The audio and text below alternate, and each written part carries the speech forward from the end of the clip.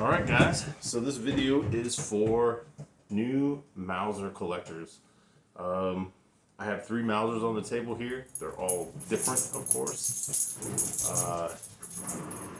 Just kind of give you a guide. Everybody's into the German Mausers, but there's other Mausers out there. So first of all, buyer beware. The K98 Mauser is probably the most valuable of all the Mausers. They're a little bit harder to find, but a lot of people will try to take you and tell you that another type of Mauser is a German or K98 Mauser. So, first of all, we're going to look at the VZ24. VZ24 was made in Czechoslovakia prior to the war. When the Germans went into Czechoslovakia, they took over their armory factories at Brno, and basically they confiscated all these rifles. So it is an 8mm Mauser. This, they say, is loosely based off of the GEW 98, which was the first World War German Mauser, but they shortened it. So this is basically, as you can see, it has a straight bolt on here. It has all the normal Mauser features that you see on the K98. If you look here, I mean, it looks very similar. Obviously, you can tell here on the handguard, this is lacking on the German K98, right? But the VZ24 is a really good rifle. They shoot well. A lot of people collect them. This one in particular is very interesting. Because of some of the markings it has on here. It has some German markings.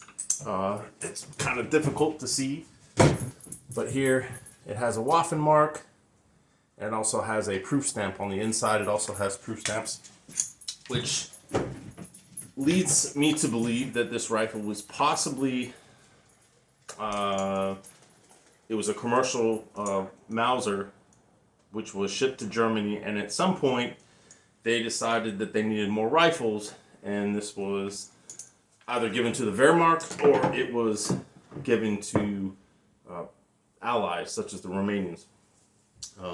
But I'm not really sure. Some experts say that didn't happen. I'm not sure. But it's an interesting rifle nonetheless. Some good stories behind it. But these are not real expensive. They're a lot less than the K98s, but you're still looking probably $600-700 for a good VZ24. Then we get to the M2447. The M2447, basically there's two different. They're both Yugos, but this particular rifle was probably a VZ24 that was taken, the receiver was, and everything was taken off a VZ24 instead of a FN, but nonetheless, it is basically the same size as a VZ24, very similar to the K98, maybe a little bit shorter, but it's basically a shortened Mauser that you can see on this, the Yugo crest, which all the Yugo military rifles should have. You'll see the M48, the M48A. They all have the Yugo crest on here, the wonderful communist crest. But this is not a K98. This is a very economical Mauser that you can get. These are great shooters. The actions on them are very smooth. As you can see, it does not have the stop on it, so when you have your last round, unlike the K98, when you have your last round, it does not, after your last round, it does not stop the bolt, so there's no bolt stop on this. That's one of the differences. Also, it is, as you can see, it's a straight bolt, but it is a really good design rifle, very comfortable to shoot. This is a great first Mauser or first Milsurp rifle for a collector, because they still have that K98 feel. It's very economical. You can get these for anywhere between $300 or $400, depending on what deals you can get, where you're at. But again, not a K98. They are very good Mausers though. Great collectors, cheaper than the VZ24s are, and they're pretty easy to come by. I don't have an M48 or a 48A, but this is pretty similar to what those Mausers are, and it's basically the same same price range, just about. So now we'll go on to the K98. This is a Russian capture K98, which means that it was basically in battle, which has a pretty cool story, and the Russians confiscated, they took it. So how do we know this? Well, typically on the receiver, you will see basically like a cross, but this does not have it, which is kind of strange. I know this is a Russian capture because on the bolt face here, you can see that it has been electro penciled.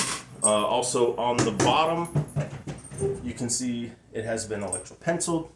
But getting back to the basics, you see that the bolt locks on last round. Very smooth action. It's a great rifle. But these are getting very, very expensive. Even the Russian captures, they're getting close to $1,000 nowadays, just because people want them. But like I said, be very, very wary when you purchase these rifles if you don't know what you're looking for. Somebody may try to sell you one of these when you're looking for one of these. You really have to do your research. That's the biggest thing. You can see on here, this says Mod 98, right? And it has the Dirty Birds on there, the serial number. You'll find Dirty Birds, which are the waffle marks, all over the rifle. This is a late war stock. You can tell because of the cut butt plate. But yes, this is a real K98, not a Yugo or a Czechoslovakian gun. But I'll show you, before we sign off, I'll show you the side of the receiver. This is on the M2447, right? You can see the Yugo markings, okay? And then on the VZ24, and this is kind of an oddball because typically here you'll see the Bruno markings and everything. Instead you have a weird M on there and just a serial number. So this, if you know anything about these particular rifles, let me know because I'm still doing research, but there's not a lot on them. I've had people tell me that they were Romanian, but in that case it would have been a CM. This is just a circle M, so just kind of strange. It's all, the bolts matching and everything else, but just an oddball type rifle. But I'd like to see your comments or questions if I can answer them. But just a great beginner's Mauser collector. These are what you'd be looking at if you want to look on Gunbroker online somewhere, or if you went to a gun show. Just a few things to look out for if you're looking for your first Mauser. Great talking to you. See you next video.